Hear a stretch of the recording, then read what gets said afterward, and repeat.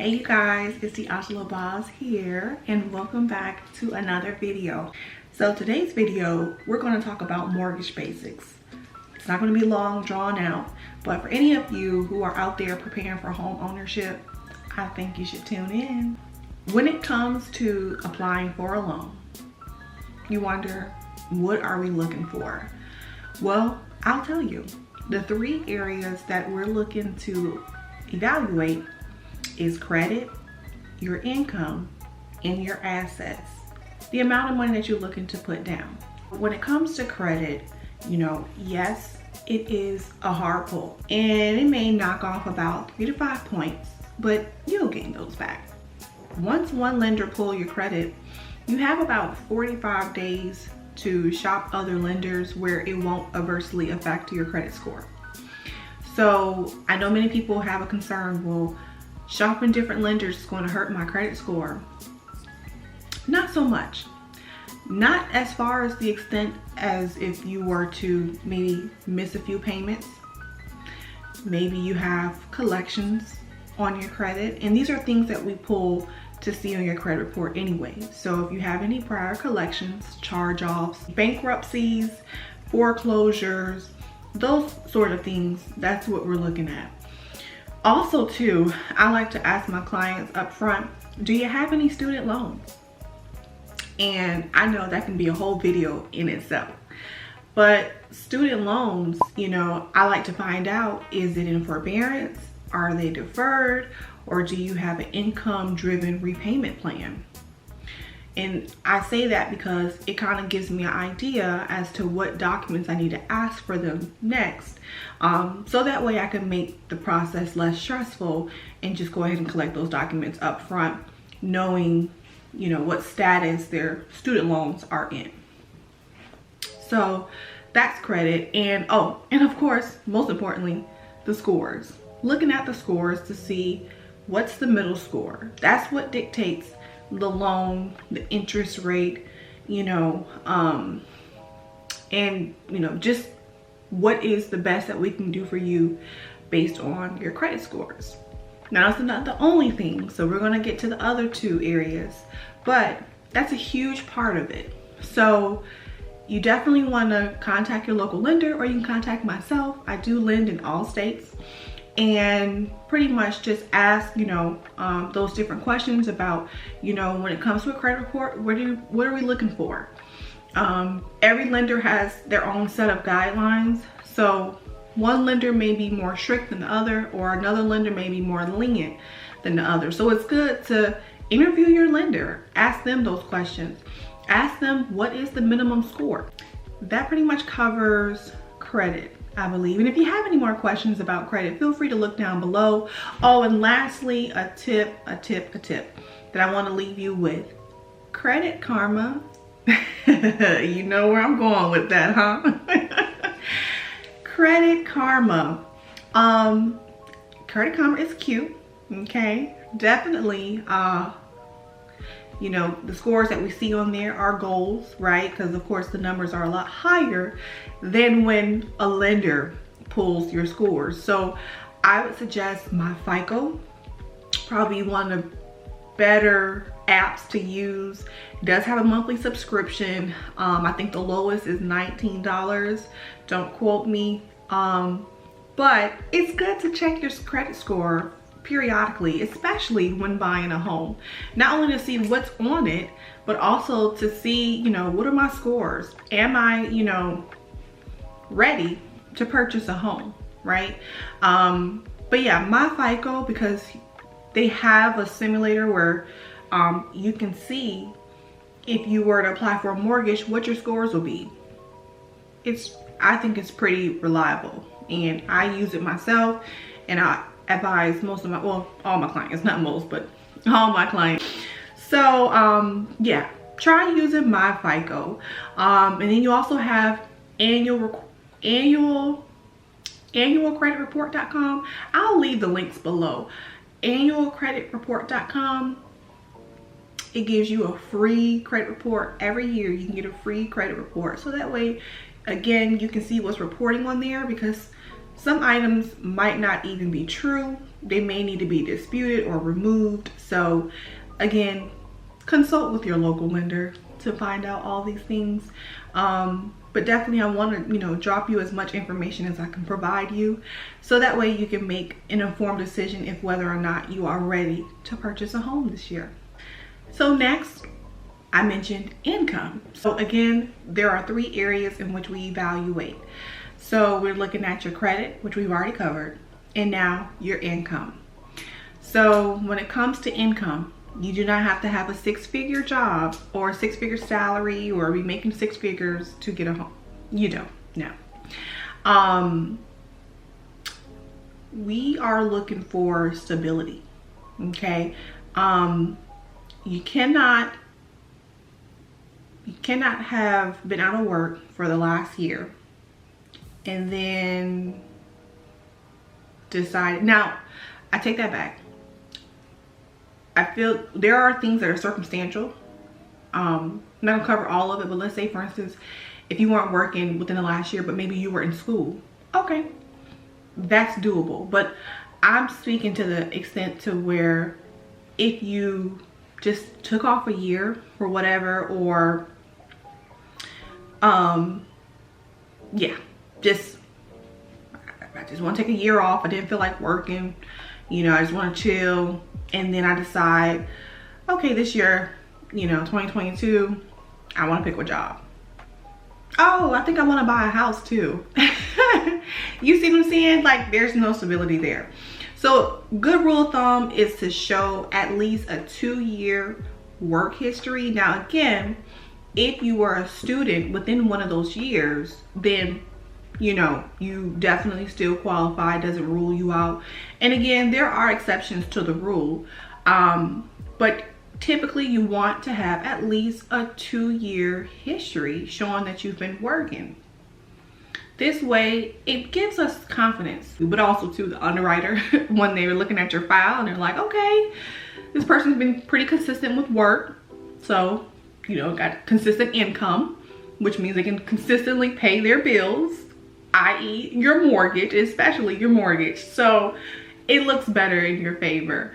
And also too, when it comes to income, are you self-employed? Are you W-2 salaried?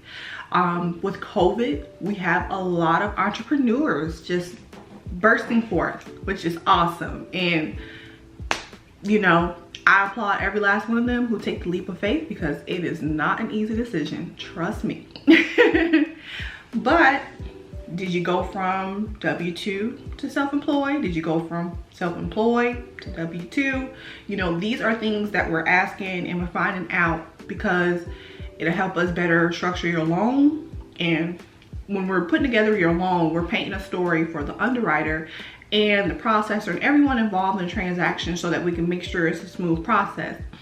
And also too, it lets us know if we need to come to a hard stop at the beginning, as we're asking these discovery questions and finding out more about your financial profile, i.e. your credit, your income, and then lastly, I'm gonna talk about your assets. There's more to it with income, but again, this video is not to get all in depth and cover every scenario. So if you do have any scenarios that you want to discuss with me, feel free to either reach out to me using the information provided in the description box below, or you can comment below as well any of your questions that you may have pertaining to credit, income, or just, you know, buying a home, what the process looks like. And I plan to make this a series to create more videos for anyone out there who, you know, is doing their homework and they just need to know more information about the process before they get started.